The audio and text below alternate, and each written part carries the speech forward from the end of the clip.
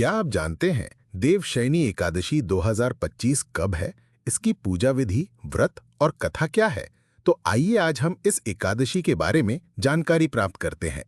ये एकादशी रविवार यानी 6 जुलाई 2025 को है। एकादशी तिथि 5 जुलाई 2025 को शाम 6:58 से प्रारंभ होकर 6 जुलाई 2025 को रात 9:14 तक रहेगी। आइए अब इस एकादशी के महत्व के बारे में जानकारी प्राप्त करते हैं। देवशयनी एकादशी वर्ष की सबसे महत्वपूर्ण एकादशियों में से एक है। आषाढ़ मास के शुक्ल पक्ष की 11वीं तिथि को देवशयनी एकादशी कहा जाता है।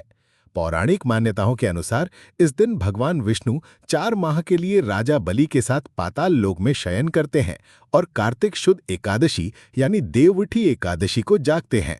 इसीलिए इस एकादशी को देवशयनी कहा जाता है।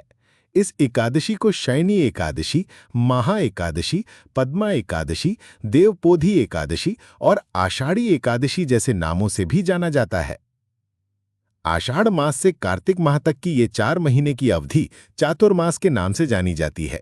इस दौरान चूंकि भगवान विष्णु क्षीर सागर में शयन करते हैं, इसलिए विवाह आदि शुभ कार्य नहीं किए जाते हैं। इन दिनों साधु संत भी एक ही स्थान पर रहकर तपस्या और ध्यान करते हैं। आइए अब देवशयनी एकादशी की पूजा विधि के बारे में जानकारी प्राप्त करते हैं। ये व्रत पुरुष और महिला दोनों द्वारा किया जा सकता है। पूरे दिन उपवास रखें और भगवान विष्णु का स्मरण करें। शाम के समय पूजा स्थल पर भगवान विष्णु और देवी लक्ष्मी की मूर्ति या चित्र स्थापित करें।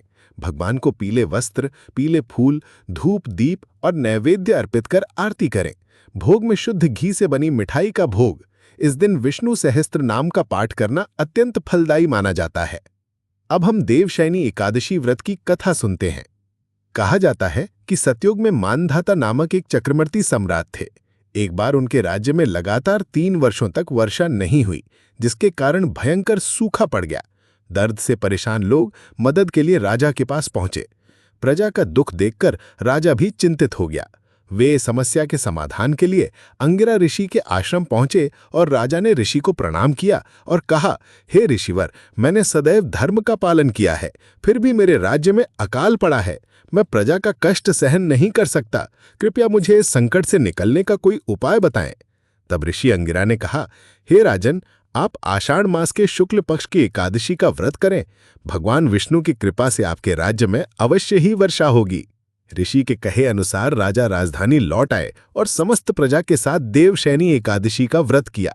उस व्रत के प्रभाव से राज्य में मूसलाधार वर्षा हुई तथा सूखा समाप्त होने से चारों ओर हर्ष फैल गया।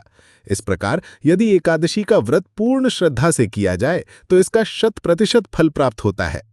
यदि आपको इस दिव्य एकादशी की जानकारी पसंद आई हो तो लाइक, शेयर करें तथा ऐसी ही अन्य धार्मिक जानकारियों को प्राप्त करने के लिए हमारे चैनल को सब्सक्राइब करें।